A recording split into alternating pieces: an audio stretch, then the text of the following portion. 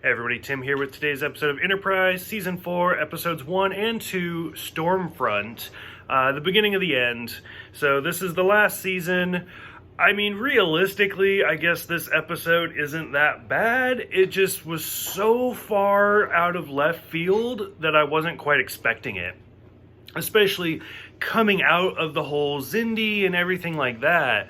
Like, I don't know, like, if this had just been a regular episode or a regular two-parter, I wouldn't really think much of it. It felt more like one of the, mid-season finales rather than a season premiere. Basically, it kind of... Well, before I get too far, so this is the 4th season premiere. This is now, Enterprise is the only show to go this long with no cast changes. Because for the original series, Chekhov joined in season 2. The Next Generation, we had Dr. Polanski joined, and then Dr. Crusher came back in season 3. Let's see, Deep Space Nine had Worf join in season 4. And then, and then for Voyager, Kess left and 7 of 9 joined. So this is the first show to go 4 seasons with no cast change. And technically it's the only series that had no cast changes. So it's kind of interesting, and it's kind of sadly funny because I don't like most of the cast, but whatever. So anyway, they're 200 years in the past. It's World War II, but there's like weird aliens everywhere. And then at first I was kind of into it. I'm like, okay, so what's going on?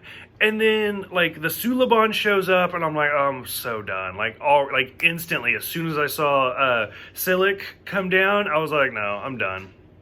And then Daniel shows up, and again, I'm like, why is this the temporal Cold War?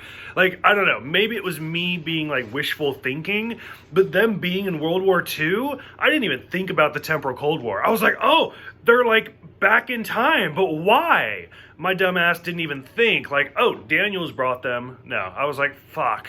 And then, so anyways, I actually didn't even recognize Daniels when he first comes out of, like, the closet towards Phlox. I actually thought it was, like, one of the Xindi or something. Like, his, like, makeup and stuff, I didn't even recognize him. And it was kind of an interesting, like, concept of, like, just like parts of his body were old and parts of his body were young and stuff like that, but yet it looked like he was like melting or something. So I was like, oh, this is just weird. So most of the story is like the Nazis are now in America and just trying to figure out like where the divergence time came from.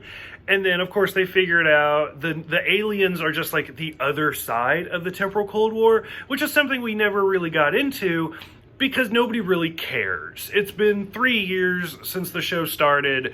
The temporal Cold War is just a joke. It's just Daniels poking Archer with a stick. Like, what are you doing? Like, Daniels is more annoying than, like, Q. And that's kind of almost what he reminded me of, is like that's what they were going for, because Q would just kind of come in and mess with stuff and then leave.